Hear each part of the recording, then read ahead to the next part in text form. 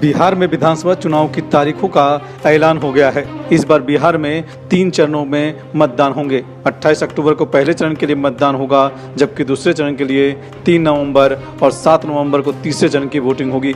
इस बार 10 नवंबर को चुनाव के नतीजे घोषित किए जाएंगे। चुनाव में 6 लाख पीपीई किट राज्य चुनाव आयोग को दी जाएंगी। 46 लाख मास्क का इस्तेमाल भी होगा। 7 लाख हैंड सैनिटाइजर का इस्तेमाल किया जाएगा। साथ ही 6 लाख फेस शील्ड को उपयोग में लाया जाएगा। बिहार विधानसभा चुनाव की तारीखों के ऐलान के बाद चुनावी सरगर्मियां तेज हो गई हैं। राष्ट्रीय जनता दल के अध्यक्ष लालू प्रसाद यादव ने चुनाव की तारीख घोषित होने के बाद ही ट्विटर पर एक चुनावी नारा दिया। लालू यादव ने ट्विटर पर लिखा कि उठो बिहारी, करो तैयारी, जनता का शासन अब की बारी। बिहार में बदलाव होगा, अफसर राज खत्म होगा, अब जनता का राज होगा। प्रधानमंत्री नरेंद्र मोदी ने एक बार फिर कृषि बिल को लेकर किसानों को भरोसा दिया और विपक्ष पर जमकर निशाना साधा। प्रधानमंत्री मोदी ने कहा कि किसानों से जिन्होंने हमेशा झूठ बोला है, वो लोग इन दिनों अपने राजनीतिक स्वार्थ की वजह से किसानों के कंधे पर रखकर बंदूक चला रहे हैं। वे उन्हें भ्रमित कर रहे हैं। पीएम मोदी ने किसानों को भरोसा दिलाया कि कृषि बिल से छोटे किसानों को सबसे अधिक फायदा होगा। कृषि बिल को लेकर शुक्रवार को देश भर में किसानों ने विरोध प्रदर्शन किया। भारतीय किसान यूनियन समेत विभिन्न किसान संगठनों के देश भर में प्रस्तावित चक्का जाम में 31 संगठन शामिल हुए। Congress, RJD, Samajwadi party, Akali Dal, TMC समेत कई पार्टियों ने किसानों के विरोध प्रदर्शन में समर्थन दिया। वहीं पंजाब में 3 दिवसीय रेल रोको अभियान के दूसरे दिन शुक्रवार को भी किसान रेल पटरियों पर डटे रहे और ट्रेनों को रोका। किसानों के प्रदर्शन का ज्यादा असर हरियाणा, पंजाब, बिहार और तमिलनाडु में देखने को मिल रहा है। किसान बिल के विरोध में आरजेडी के प्रदर्शन की शुरुआत हो गई है। शुक्रवार को सैकड़ों समर्थकों के साथ नेता प्रतिपक्ष तेजस्वी यादव किसानों की आवाज को बुलंद करने के लिए सड़क पर उतरे हैं।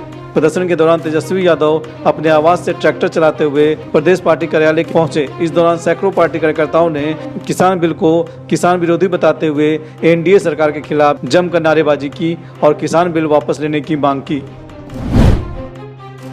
बॉलीवुड अभिनेता सुशांत सिंह राजपूत की मौत की जांच जैसे जैसे आगे बढ़ी, उससे तमाम खुलासे होते गए। इस बीच बॉलीवुड में चल रहे ड्रग्स कंट्रोल की जांच पर शिवसेना नेता संजय राउत का बड़ा बयान आया है। संजय राउत ने कहा है कि एनसीबी का काम ड्रग कंट्रोल की जांच करना है, जो अंतर्राष्ट्रीय सीमाओं से आते हैं, लेकिन वो बॉलीवुड में लोगों की जांच कर रहे हैं। ऐसा लग रहा है कि बॉलीवुड में कोई काम नहीं चल रहा, हर कोई ड्रग्स ले रहा है। वे बॉलीवुड को बदनाम कर रहे हैं और इसे खत्म करने की कोशिश कर रहे हैं। ड्रग्स कनेक्शन को लेकर एनसीबी ने रकुलप्रीत सिंह से पूछताछ की। इस दौरान रकुलप्रीत ने रिया चक्रवर्ती पर सारा ठिकरा फोड़ा है।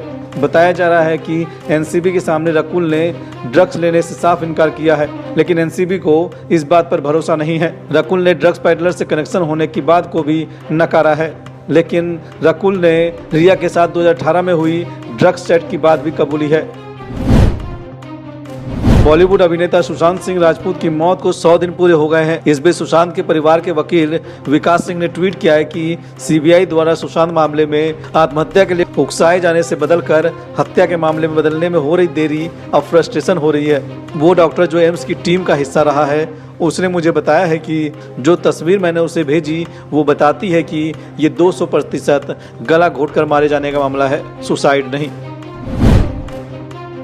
बॉलीवुड के दिग्गज गायक एसपी बालासुब्रमण्यम का निधन हो गया है। उनके निधन की खबर की जानकारी उनके बेटे ने दी। उनकी उम्र 74 साल थी। बालासुब्रमण्यम कोरोना वायरस से संक्रमित होने के बाद 5 अगस्त से अस्पताल में भर्ती थे। अस्पताल ने गुरुवार को बयान जारी कर कहा कि उनकी हालत बहुत ही ज्यादा गंभीर हो गई है। उन्हें लाइफ सपोर्ट सिस्टम पर रखा गया है। अस्पताल ने बताया था कि उनकी हालत बिगड़ती ही जा रही थी। शेयर बाजारों में पिछले 6 दिनों से जारी गिरावट पर शुक्रवार को विराम लगा। सेंसेक्स 835 अंक मजबूत होकर 37,389 अंक पर बंद हुआ। इसी प्रकार निफ्टी 245 अंक उछलकर 11,050 अंक पर बंद हुआ। सेंसेक्स में शामिल सभी 30 शेयर में बढ़ोतरी देखने को मिली।